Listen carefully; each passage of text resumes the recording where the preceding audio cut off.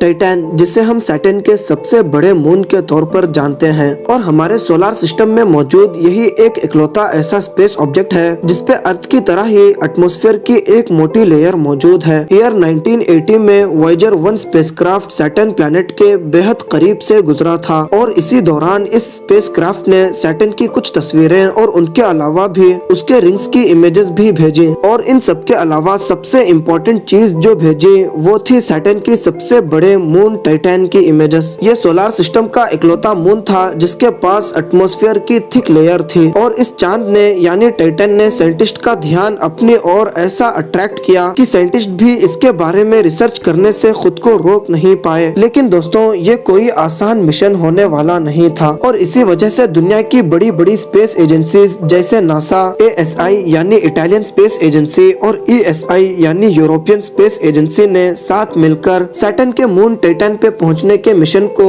एक साथ मिलकर अंजाम देने का प्लान बनाया और ये मिशन पूरे 20 इयर्स तक चलना था। अगर वीडियो देखने में मजा आ रहा है तो गेट इन्फो को सब्सक्राइब करके नोटिफिकेशन भी ऑन कर लें। इस मिशन में हम इंसानों ने बहुत करीब से सैटर्न प्लैनेट को देखा और इस मिशन में जो सबसे खास बात थी वो ये थी कि हम हमारे अपने चांद को छोड़कर किसी दूसरे प्लैनेट के चांद पर लैंड होने वाले थे। एक ऐसा मून जिसके अंदर की दुनिया कैसी थी ये कोई नहीं जानता था, जिसके अंदर कुछ भी हो सकता था। घने बादलों से ढका हुआ ये चांद हमारे लिए क्या क्या मिस्ट्रीज छुपाया हुआ था ये कोई भी नहीं जानता था। तो दोस्तों आखिर इस मून के अंदर क्या क्या मौजूद था। टाइटन को एक और नाम से बुलाया जाता है और वो है प्लैनेट लाइक मून और ये नाम इसलिए पड़ा क्योंकि हमारे सोलर सिस्टम में मौजूद अर्थ और वीनस के बाद टाइटन ही इकलौता स्पेस ऑब्जेक्ट है जिसके पास सॉलिड सरफेस है और इसके पास एटमॉस्फेयर की मोटी लेयर भी मौजूद है। अगर ये सैटर्न प्लैनेट का चांद ना होकर सीधे हमारे सूरज को ऑर्बिट करता तो शायद आज मरक्यूरी, मार्स, जुपिटर, अर्थ की तरह ही टाइटन भी हमारे सोलर सिस्टम की प्लैनेट के लिस्ट में शामिल होता। टाइटन का साइज मरक्यूरी और प्लूटो से बड़ा है और जुपिटर के मून गैनीमेड के बाद टाइटन ही हमारे सोलर सिस्टम का दूसरा सबसे बड़ा चांद है। आप ये जानकर हैरान हो जाएंगे कि टाइटन हमारे मून से 1.5 गुना ज्यादा बड़ा है और इसका डायमीटर 5150 किलोमीटर है और टाइटन का मास हमारे चांद से 80% तक ज्यादा है। वॉयेजर 1 स्पेसक्राफ्ट से भेजे गए टाइटन की इमेजेस को देखकर साइंटिस्ट काफी ज्यादा क्यूरियस हो गए और इसे एक्सप्लोर करने की ठान ली। मद्देनजर रखते हुए 15 अक्टूबर 1997 के दिन कैसिनी-ह्यूगेन स्पेसक्राफ्ट को अर्थ से सैटर्न प्लैनेट की ओर लॉन्च किया गया। अपने 7 साल के लंबे सफर के बाद कैसिनी स्पेसक्राफ्ट फाइनली 1 जुलाई 2004 को सैटर्न के ऑर्बिट में एंटर होने में सक्सेस हुआ। कैसिनी के अलावा भी सैटर्न पे इससे पहले 3 और स्पेसक्राफ्ट भेजे जा चुके थे, पियोनियर 1, वॉयेजर 1 और वॉयेजर 2 और इसी वजह से सैटर्न से रिलेटेड काफी इंफॉर्मेशन हमारे पास मौजूद थी जिनकी मदद से कैसिनी को वहां भेजने में काफी आसानी हुई। लेकिन इन सारी मिशन में ये सारे स्पेसक्राफ्ट सिर्फ सैटर्न के पास से होकर गुजरे थे, लेकिन कैसिनी पहला ऐसा स्पेसक्राफ्ट था जो इसके ऑर्बिट में दाखिल होकर इसका ऑर्बिट करने वाला था। कैसिनी स्पेसक्राफ्ट ने पहली बार हमें सैटर्न की एकदम डिटेल्ड इमेजेस भेजी और जिसके चलते हमें पहली बार सैटर्न को इतने करीब से जानने और समझने का मौका मिला। अपने 7 सालों की सफर में कैसिनी स्पेसक्राफ्ट अकेला नहीं था, इसके साथ इसके एक साथी को भी भेजा गया था जो सैटर्न के सबसे बड़े और यूनिक मून टाइटन पे लैंड करके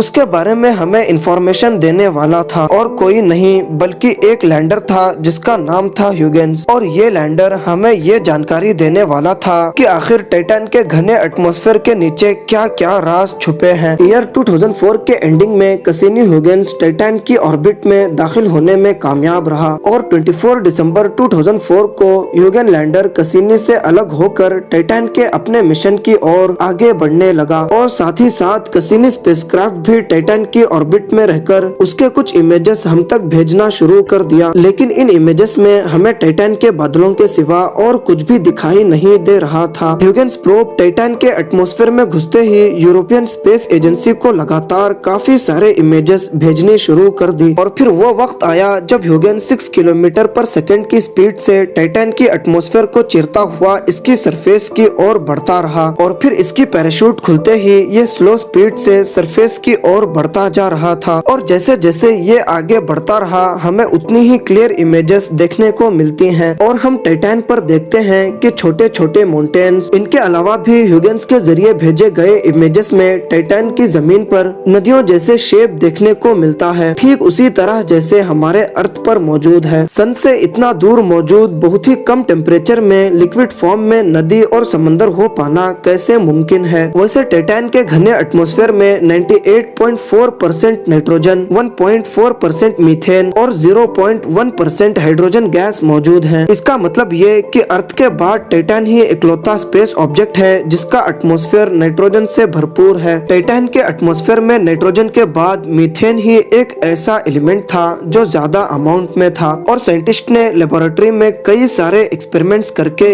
ये बताया कि मीथेन जैसे कंपाउंड्स इतने कम टेम्परेचर में भी लिक्विड फॉर्म में रह सकते हैं। यानी इसका जवाब ये था कि टाइटैन पे मौजूद ये नदियाँ पानी से नहीं बल्कि लिक्विड मीथेन के बने हुए थे। ये बात जानकर आपको हैरानी होगी कि हमारे सोलार सिस्टम में टाइटैन ही एक ऐसी जगह है जो काफी हद तक हमारे अर्थ जैसी ही दिखती है, जहाँ हमारे अर्थ की तरह ही नदी है, समंदर और पहाड़ भी मौजूद हैं, लेकिन दोनों का फॉर्म बिल्कुल अलग अलग है। टाइटैन की सतह मिट्टी से नहीं बल्कि बर्फीले हाइड्रोकार्बन और पानी से बनी है। उम्मीद है आपको ये वीडियो बेहद पसंद आई होगी। मिलते हैं फिर अगली शानदार वीडियो में।